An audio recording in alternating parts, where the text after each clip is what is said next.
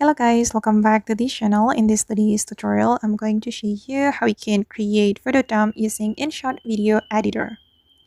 Okay, let's get into it guys. First of all, I'm going to open up my InShot and I'm going to create a new project. And here you can choose some photos from your gallery you want to create photo dump. And for example, I'm going to choose photos from my pins folder. I'm just going to pick random photos from here. For example, I'm going to add this photo. And then this one.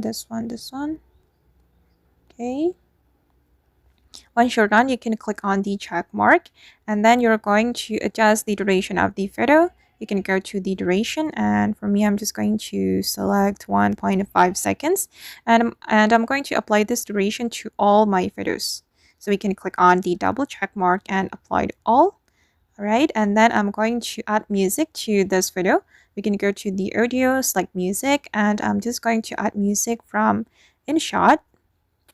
Wait, for example, I'm going to choose, wait guys, I'm going to choose the love category and I'm going to choose this one.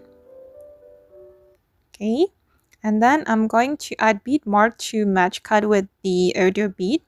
I'm going to go to the audio and then select beat. And I'm going to add the beat mark manually.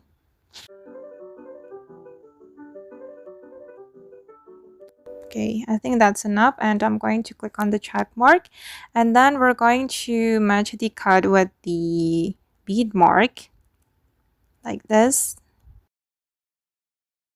Okay, and then I'm going to play it,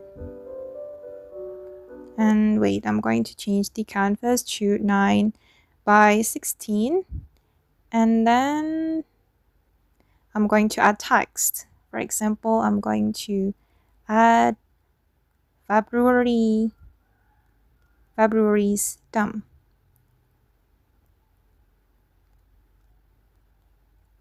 Okay, and change the font.